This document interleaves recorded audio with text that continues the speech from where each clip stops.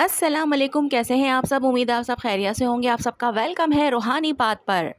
तो जनाब, ये सवाल मुझसे बहुत बार पूछा जाता है कि जनाब डीएम मैरिड है तो डीएफ को क्या करना चाहिए।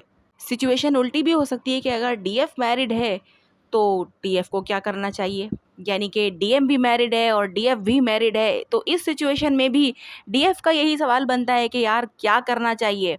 ठीक है, लेकिन अगर सिचुएशन यूं है कि सिर्फ डीएम ही मैरिड है और डीएफ मैरिड नहीं है, तो फिर भी यही सवाल उठता है कि डीएफ को क्या करना चाहिए। तो ये जो टॉपिक है ये दोनों ही सूरतों में कवर करेगा आपकी इस कन्फ्यूजन को कि अगर डीएम मैरिड है तो आपको क्या करना चाहिए। जनाब, ट्विन फ्लेम जर्नी का सबसे हैवी और कंफ्यूजिंग फेज तब होता है जब डिवाइन मैस्कुलाइन ऑलरेडी मैरिड हो। डीएफ के लिए ये सिचुएशन इमोशनल रोलर कोस्टर जैसी होती है। एक तरफ स्ट्रॉन्ग सोल कनेक्शन फील होता है, दूसरी तरफ रियलिटी का प्रेशर होता है।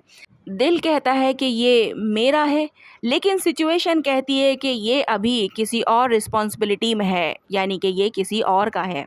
इसी कॉन्फ्लिक्ट की वजह से डीएफ एंजाइटी, ओवरथिंकिंग और इमोशनल पेन फील करती है।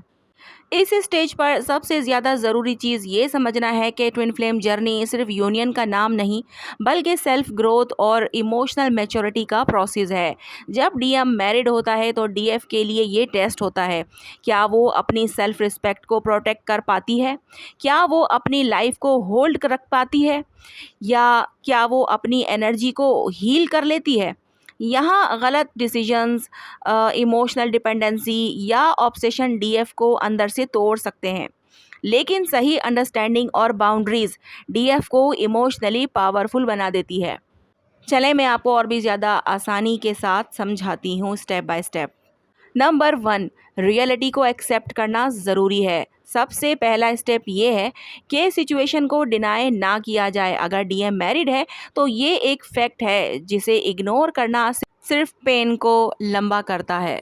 डीएफ अक्सर ये सोचती है कि ये टेम्परेरी है या वो जल्दी फ्री हो जाएगा, लेकिन जब एक्सपेक्टेशन रियलिटी से मैच नहीं करती तो हार्ट ब्रेक और इंटेंस हो जाता है।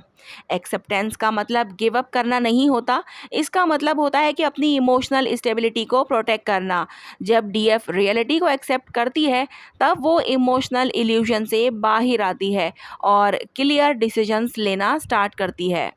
नंबर 2, अपनी सेल्फ रिस्पेक्ट को प्रोटेक्ट करें, यानी कि हिडन रिलेशनशिप, सीक्रेट कॉल्स या किसी स्पेसिफिक टाइमिंग पर मिलना, ये सब डीएफ की सेल्फ वर्थ को डैमेज करता है। सोल कनेक्शन स्ट्रांग हो सकता है, लेकिन सेल्फ रिस्पेक्ट के बिना कोई भी बॉन्ड हेल्दी नहीं होता। डीएफ को ये समझना ज़रूरी है कि उसका रोल किसी की लाइफ का ऑप्शन नहीं बनना है। जब वो अपनी वैल्यू को समझती है तब उसकी एनर्जी चेंज होती है और डीएम भी उस डिफरेंस को फील करता है। नंबर 3, चेज और इमोशनल प्रेशर बंद करें। जितना डीएफ डीएम को पुश करेगी, मैसेजेस, कॉल्स, कन्फ्रंटेशन, उतना डीएम इमोशनली विड्रॉ करेगा। मैरिज वाली सिचुएशन ऑलरेडी कॉम्प्लिकेटेड होती है, उस पर प्रेशर और रेजिस्टेंस क्रिएट करता है। स्पेस देना वीकनेस नहीं होता, ये मैच्योरिटी होती है। जब डीएफ चेस करना बंद करती है तब डीएम को खुद मिसिंग और एम्प्टीनेस फील होती है। नंबर 4, अपनी लाइफ होल्ड पर मत रखें, यानी कि अक्सर डीएफ अपनी लाइफ पॉज कर देती हैं। ना नए गोल्स, ना सोशल लाइफ, ना इमोशनल ग्रोथ। ये सबसे ज़्यादा डैमेज करता है क्योंकि पूरी एनर्जी एक इंसान पर डिपेंड हो जाती है। जब डीएफ अपने रूटीन, कैरियर, हेल्थ और पैशन पर फोकस करती है तब वो इमोशनली स्ट्रांग होती है और ऑटोमेटिकली वही एनर्जी डीएम को अट्रैक्ट करती है। नंबर 5, इमोशनल बाउंड्रीज सेट करें। हर वक्त अवेलेबल रहना, हर मैसेज का रिप्लाई देना या लेट नाइट इमोशनल डिपेंडेंसी, ये डीएफ को वीक बना देती है। बाउंड्रीज का मतलब डिस्टेंस क्रिएट करना नहीं, बल्कि रिस्पेक्ट क्रिएट करना होता है। जब डीएफ बाउंड्रीज सेट करती है तब डीएम को रियलाइज़ होता है कि वो अब इजीली एक्सेस नहीं कर सकता। यही रियलाइजेशन उसको अंदर से शेक करता है। नंबर 6, कंपैरिजन और जेलिसी से बचना ज़रूरी है। उसकी वाइफ मुझसे बेहतर है। ये थॉट्स डीएफ को अंदर से ब्रेक करते हैं। हर सोल का रोल अलग होता है। मैरिज, कार्मिक रिस्पॉन्सिबिलिटी या सोशल प्रेशर का कनेक्शन से डायरेक्ट कंपैरिजन नहीं होता। जेलेसी एनर्जी को हैवी बना देती है। जब डीएफ अपनी यूनिकनेस को एक्सेप्ट करती है तब उसका कॉन्फिडेंस वापस आता है। नंबर 7, डीएम के एक्शंस देखें, सिर्फ वर्ड्स नहीं।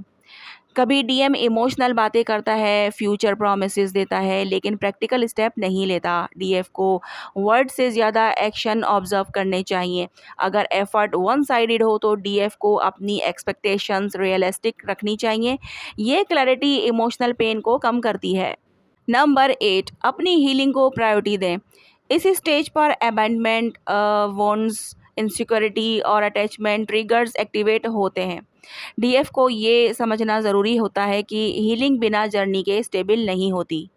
सेल्फ लव, थेरेपी, जर्नलिंग या स्पिरिचुअल प्रैक्टिसेस डीएफ को अंदर से स्टेबल बनाती हैं। ये प्रोसेस स्लो होता है लेकिन परमानेंट होता है। नंबर 9, मूव ऑन का ऑप्शन ओपन रखें। सोल कनेक्शन स्ट्रॉन्ग हो सकता है लेकिन लाइफ रुकनी नहीं चाहिए।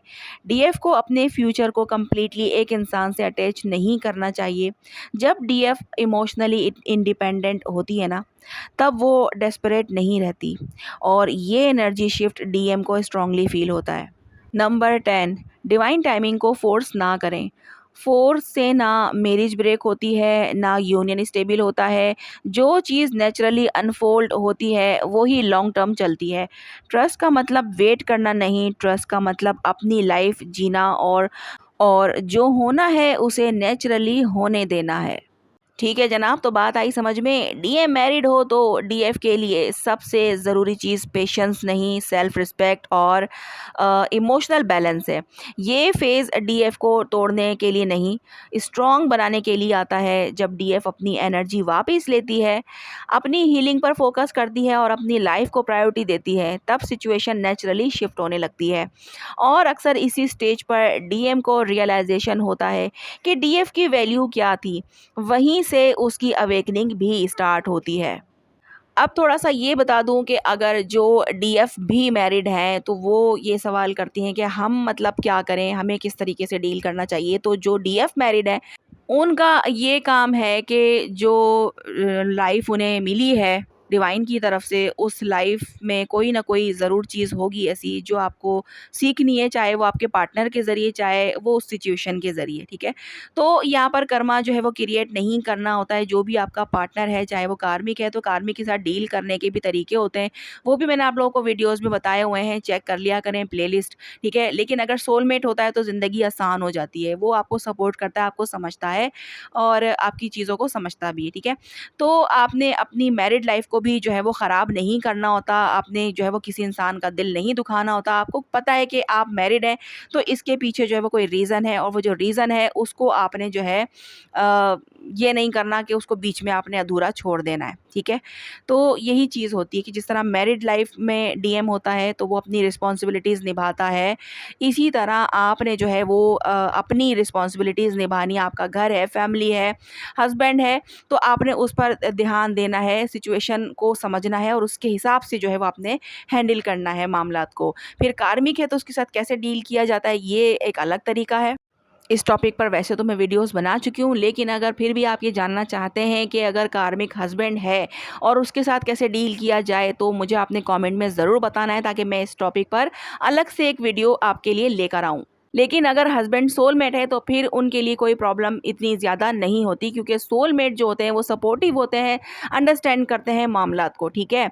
डीएफ को भी जो है वो अच्छा फ़ील होता है और डीएफ को भी ये पता चलता है कि जनाब ये मेरा जो हस्बैंड है सोलमेट है और इसने मुझे ना तंग किया है, ना परेशान किया है, ना ये मुझे किसी चीज़ के लिए ट्रिगर करता है, ना प्रेशर करता है। तो जनाब जब ये कुछ गलत करता ही नहीं तो मैंने फिर इसके साथ गलत करके क्या करना है, ठीक है? तो ये तो उनकी फीलिंग होती है जिनके हस्बैंड जो है वो सोलमेट होते हैं, लेकिन कार्मिक वालियों की बात अलग होती है। तो बता दीजिएगा कमेंट बॉक्स में अगर इस टॉपिक पर वीडियो चाहिए हो तो, ठीक है? तो आज की वीडियो यहीं तक है, मिलते हैं हम लोग नेक्स्ट वीडियो में। अपना बहुत ज़्यादा ख्याल रखिएगा और मुझे दुआओं में याद रखिएगा। अल्लाह हाफ़िज़।